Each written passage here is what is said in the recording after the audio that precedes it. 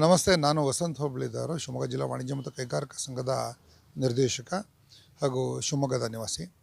ಈ ವರ್ಷದ ಏನು ಬಜೆಟ್ ಎಕ್ಸ್ಪೆಕ್ಟೇಷನು ನಮ್ಮ ಸಾಮಾನ್ಯ ಜನರಿಗೆ ತುಂಬ ಇದೆ.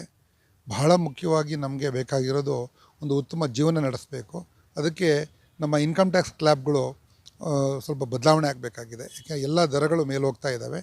ಅದಕ್ಕೆ ಪೂರಕವಾಗಿ ಈ ಇನ್ಕಮ್ ಟ್ಯಾಕ್ಸ್ ಸ್ಲ್ಯಾಬ್ ಸಹ ಬದಲಾವಣೆ ಮಾಡಬೇಕು.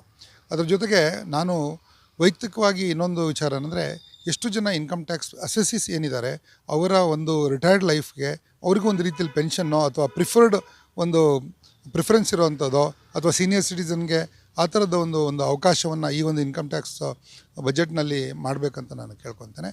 ಹಾಗೆ ಅಗ್ರಿಕಲ್ಚರ್, ನಮ್ಮ ಇಂಡಿಯಾ ಈಸ್ ಅಗ್ರಿಕಲ್ಚರ್ ಎಕಾನಮಿ, ಬಹಳ ಉತ್ತೇಜನ ಕೊಡಬೇಕಾಗಿದೆ.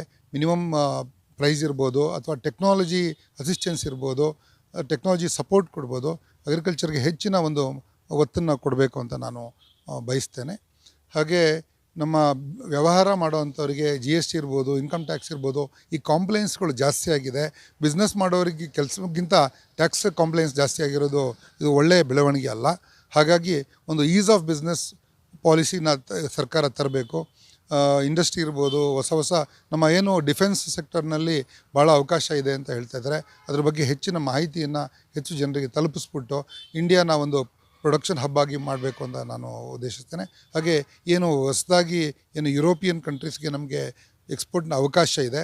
ಅದಕ್ಕೆ ಪೂರಕವಾದ ಟ್ರೈನಿಂಗ್ ಇರ್ಬೋದು, ಇನ್ಸೆಂಟಿವ್ ಇರ್ಬೋದು ಮತ್ತು ಪ್ರಮೋಷನ್ ಇರ್ಬೋದು, ಅದನ್ನು ನಮ್ಮ ಯುವ ಜನತೆಗೆ ಸರ್ಕಾರ ಕೊಡಬೇಕು ಅನ್ನೋದನ್ನು ನಾನು ಭಾವಿಸ್ತೇನೆ. ಧನ್ಯವಾದಗಳು.